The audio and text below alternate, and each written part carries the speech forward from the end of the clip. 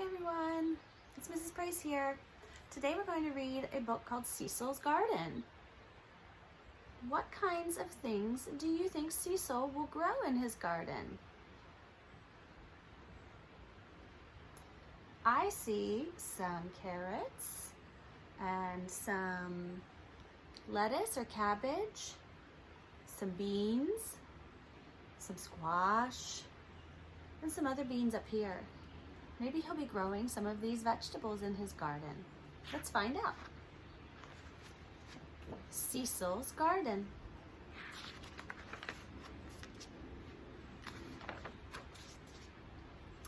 Cecil opened his eyes and jumped out of bed.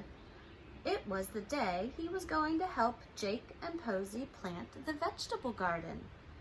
He stuck his nose outside and took a deep breath. Perfect, he said.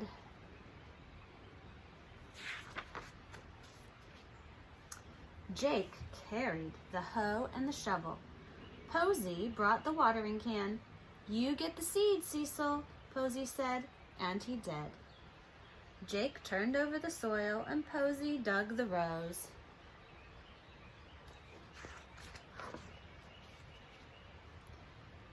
Cecil looked at the beautiful pictures on the seed packages.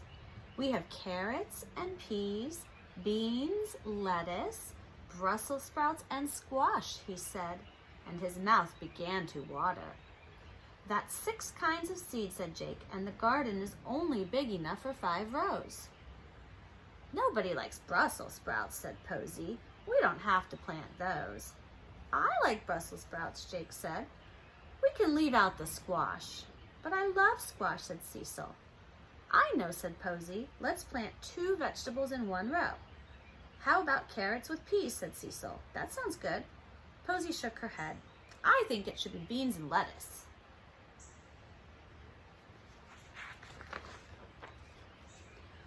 They argued until the sun was high in the sky and it was too hot to work. Posy picked up the watering can, Jake took the hoe and the shovel, and they all went back to the house. Cecil was still holding the seeds because they hadn't planted anything. He was very disappointed. When he was feeling better, Cecil decided to take a walk. A bird was singing, and Cecil started to sing too. I think I'll go to visit Mouse, he said to himself, and he started down the path.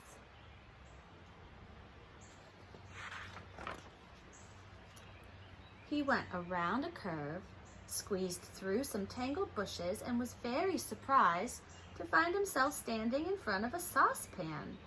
Mouse and some of his friends were in it. The pan was full of bath toys, and the mice were making a terrible racket. Cecil covered his ears. "Hello, Mouse," he shouted. "What are you doing?" "We're taking a bath," Mouse yelled. "What does it look like?" "But you don't have any water," Cecil shouted back. "No," yelled Mouse. "We dumped it out." You see the water all over the ground? Cecil giggled and Mouse climbed out of the pan. "You might think it's funny, Cecil," Mouse said, "but it isn't. We try to take a bath every Saturday, and every Saturday it's always the same. We fill the pan with water, and then we get our toys, but after we put the toys in, there's never any room left for us. And since we can never agree on which toys to take out, we always have to take out the water." "And then we all fit," said one of the other mice. "But we don't get very clean."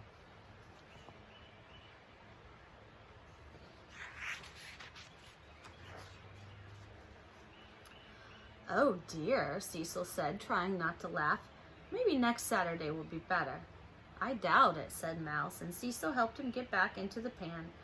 "Perhaps this isn't the best time for a visit," said Cecil. "I'll come back on a different day. And I'll go to Mole's house now." When Cecil got to the mole's house, he knocked on the door. There wasn't any answer, so he opened the door a crack and peeked in. It was dark inside, and the mole family were still in their pajamas. Angus was standing in front of a clock, and he was peering at it intently. So he was looking at it.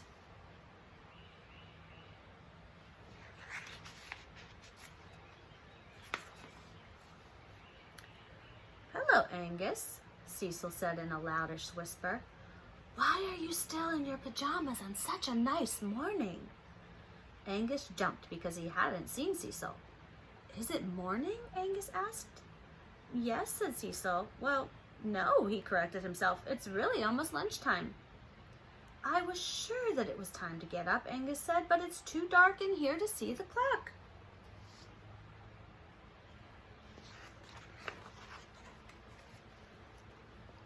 Violet giggled. "Even if you could see the clock, Angus," she said, "you don't know how to tell time." "I don't need to tell time," Angus protested. "I always know it in my bones when it's time to get up." "Well, I always know in my bones when it's time to get back into bed," she said, and she pulled the blanket up to her nose. "Maybe we should eat breakfast," said Margaret, because she was hungry.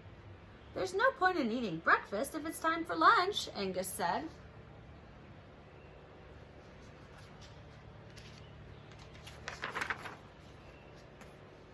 Cecil was getting a headache. "All this quarreling or fighting seems to me to be a foolish waste of time, whatever time it is," he said. "It is a waste of time," said Violet from under the covers, "but we're not in a hurry, so we have plenty." "Well," said Cecil, "I'm running out of time. Today is the day Posy, Jake, and I are supposed to plant our vegetable garden, and I am going straight home to do it." Cecil walked as fast as he could. "How beautiful our garden will be," he thought.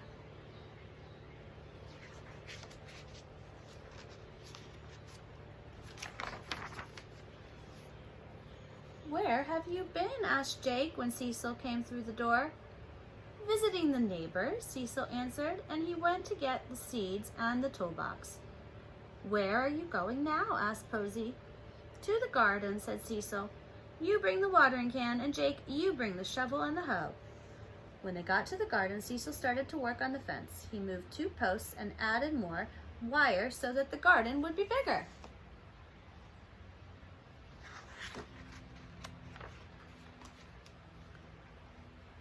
"There," he said when he was finished.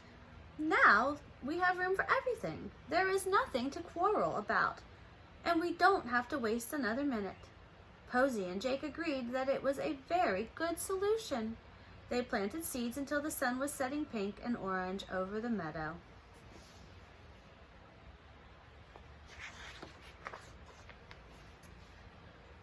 By the middle of summer, the garden was full of beautiful vegetables.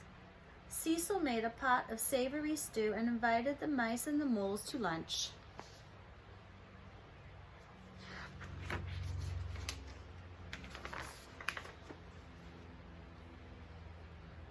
Mouse wrote a note saying that they were really too dirty to come to a party, and the moles sent regrets because they just couldn't find the time. So Posy, Jake, and Cecil ate the stew all by themselves.